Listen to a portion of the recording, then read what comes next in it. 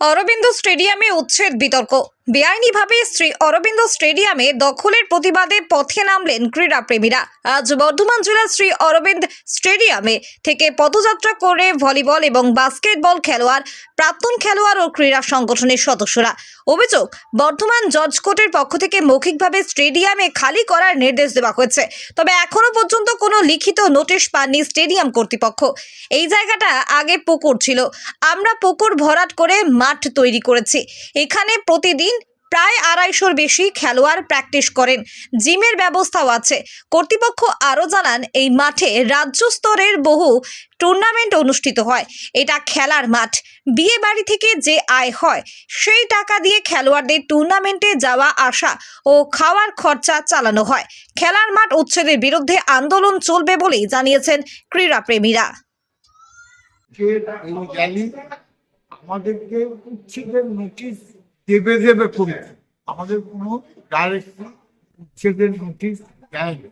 আমাদের ডিএলআরকে নোটিশ করেছে, ডিএলআরকে নোটিশ করেছে, এদের নাম এই পর্চা আছে, পর্চা থেকে এদের নাম বাদ।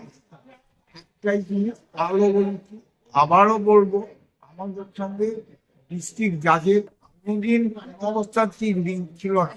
আমাদের সঙ্গে যা কিছু লিঙ্ক বর্ধমান মিউনিসিপ্যালিটি, 1973 সালে আমাদেরকে দিয়েছিল একটা পুকুর হিসেবে। সেই পুকুরকে ভরাট করে শুধু খেলার মাঠ আমরা তৈরি করেছিলাম। সেইখানে আজকে এইখানে খেলাধুলা যা হচ্ছে সেই পুকুরের উপরে আমরা বাইরের যে অংশ আছে, পার্ক যেটা বলে, সেইখানে আমরা কনস্ট্রাকশন করেছি। এই যেখানে বসে আছি এই প্যাভিলিয়ন বিল্ডিং এবং বড় বড় গ্যালারি করেছি।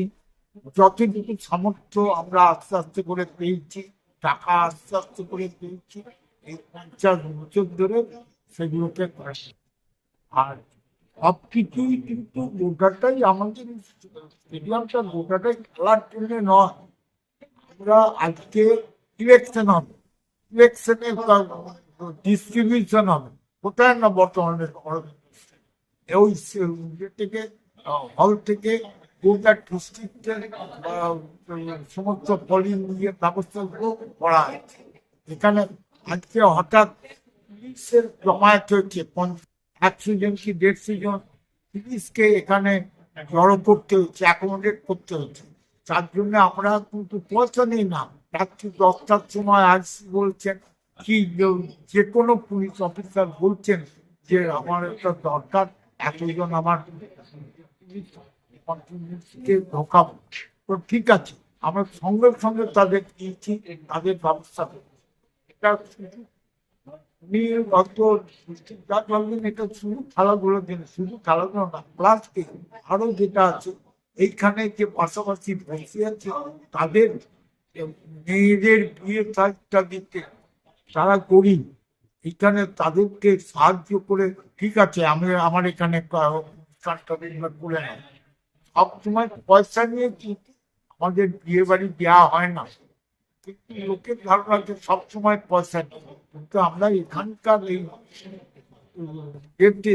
যেটা আছে, এখানকার এই পাশাপাশি 3টে বস্তি আছে, এই ছেলে মেয়েদের যা কিছু বিয়ে দেওয়া হচ্ছে, মানে তাদেরকে আমরা বিনা পয়সায় দিচ্ছি। সামান্য হয়তো ওই পরিষ্কার করার জন্য সেই চার্জ, তার কোনো আমরা চার্জ আমরা শুধু খেলোয়াড় ছাড়াও বর্তমানবাসীর জন্য যে পরোপকারটা করবার